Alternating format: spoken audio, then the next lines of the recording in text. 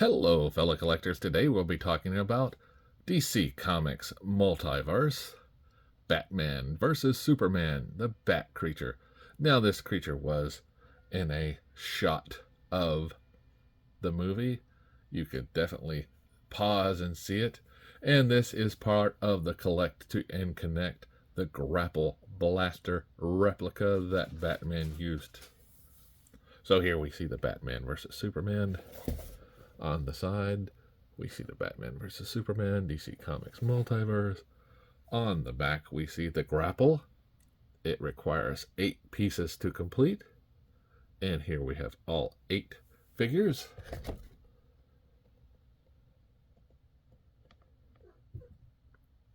Even though Aquaman wasn't in the movie, there he is. I don't remember seeing him.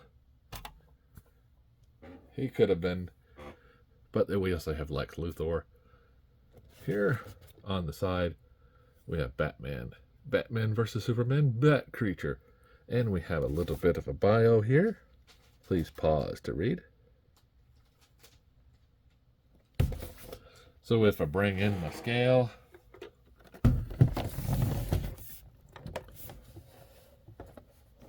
we'll see that the Bat Creature's coming in at 9.8 ounces.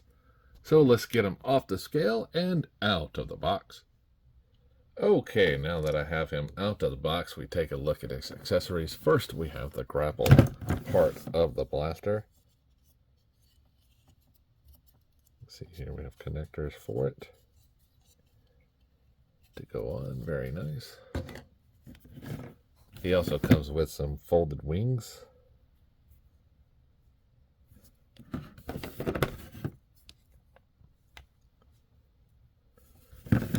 And they simply attach to the back. And you'll notice each side has its own little marking that says this is the right, this is the left. So you can just put them on there and just snap them in. Like so. There we go. Now this Bat Creature, I say was in the movie, just a little short.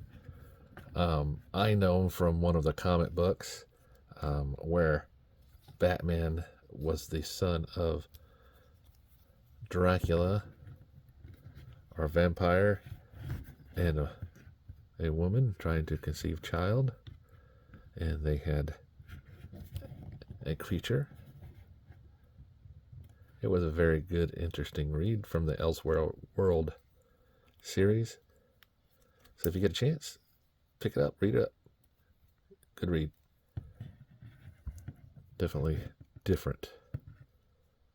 So we can see here we have some painted applications on here, the top, the back, the head sculpt, the chest, and the arms, coming down to the abs and legs, the hands, and the feet. Now these feet are definitely different. You can rotate them all the way around to hold on to perch or something, but more like the creatures from Independence Day. It's more backwards for flat. Now there is no peg holes for stands, so he'll just have to stand on that. Now he does have these bends here, and they do rotate a little bit. He has this bend here, and he has a knee bend, but only a slight one. Thigh swivel.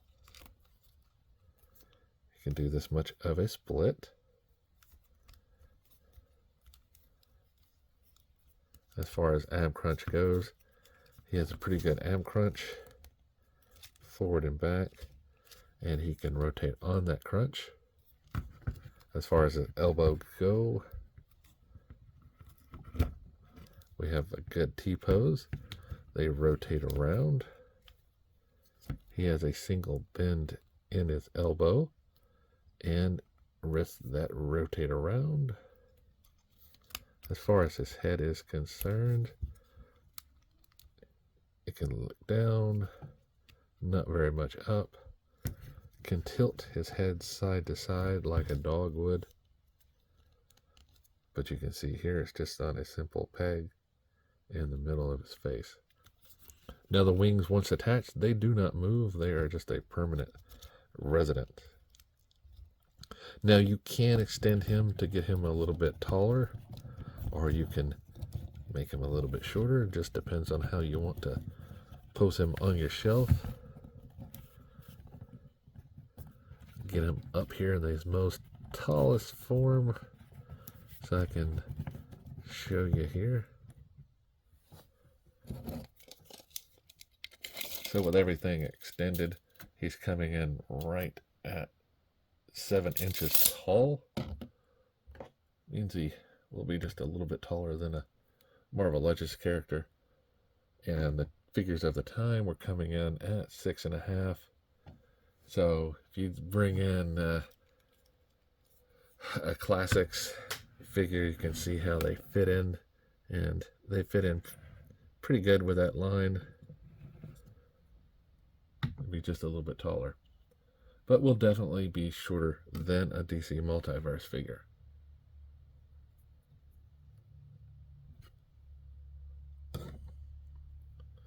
So if you're looking for this guy, he definitely is third party right now. It's been out of production for a little while. So shop around, like, subscribe, and keep collecting.